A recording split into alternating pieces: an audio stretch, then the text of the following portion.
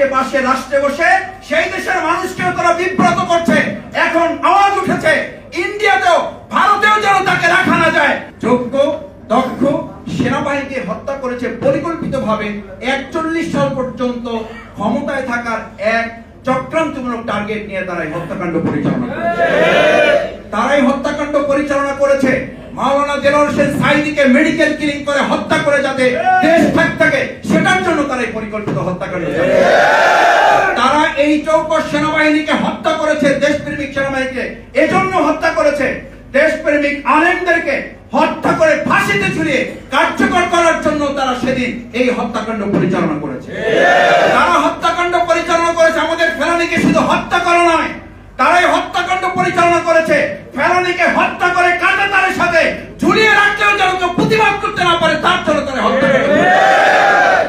Jamuna rice কুকারে আছে 3-in-1 function. Jamuna rice cooker, smart রান্নায় আধুনিক জীবন। ফ্যাসিস্টরা তাদের দোসর ভিতরের এবং বাইরের শক্তিকে একযোগে কাজে লাগিয়ে সেদিন আমাদের সেনা কর্মকর্তাদের, এই দক্ষ দেশপ্রেমিক ইসলামপ্রিয় সেনা কর্মকর্তাদের যেভাবে হত্যা করা হয়েছে, আমি দেশবাসীর কাছে আহ্বান জানাতে চাই, আসুন প্রত্যেককে হত্যাকাণ্ডের জন্য শেখ হাসিনাকে এই দেশের মানুষের কাছে বিচারের কাঠগড়ায় দাঁড়াতে হবে না, শুধু তাকে মর্মান্তিক ভাবে ফাঁসির কাস্টে ঝুলানো হচ্ছে এদেশের মানুষের জনগণের দাবি।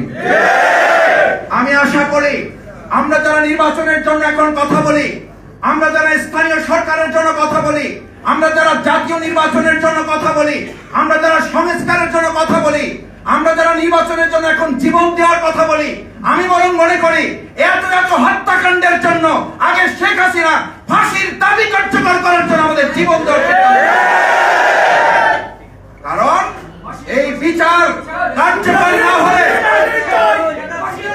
এই বিচার কার্যকর না হলে আপনি নিশ্চিত থাকবেন। আমরা একটা কথা বলি, একটু ভাই আমরা একটা কথা বলি, আমি শেষ করছি এটা বলে এই জন্য যে আমাদের বিশেষ অতিথি, প্রধান অতিথি, সভাপতি মূল বক্তব্য রাখবেন।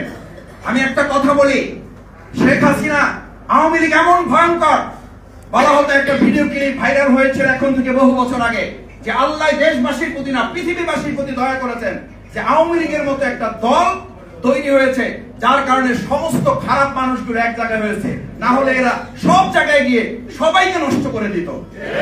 এটা আজকে প্রমাণিত, এই আওয়ামী লীগ আমরা ভেঙে দিতে পেরেছি, ফ্যাসিস্টদের উৎখাত করেছি। আমি এখন বলি এরা বাংলাদেশ থেকে সরেছে কিন্তু গোটা পৃথিবীকে নষ্ট করার জন্য এখন এরা চক্রান্ত করছে। আপনারা খেয়াল করেছেন আজকে পাশে রাষ্ট্রে বসে সেই দেশের মানুষকেও তারা বিব্রত করছে। এখন আওয়াজ উঠেছে ইন্ডিয়াতেও ভারতেও যেন তাকে রাখা না যায়। আমি আশা করব ভারতের দেশপ্রেমিক নাগরিকরা এই সন্ত্রাসীকে আমাদের দেশে ফেরত দিয়ে তাকে বিচারের কাজ করাতে দাঁড়াতে তারা সহযোগিতা করে। তারা যদি সহযোগিতা করে আর আমরা যদি এখন নির্বাচন নিয়ে আওয়াজ তুলি, আমরা যদি এখন স্থানীয় সরকার না জাতীয় সরকার এই আওয়াজ দিয়ে যদি বিভেদ তুলি, তাহলে মাঝখান থেকে শেখ হাসিনা পার পেয়ে যাবে।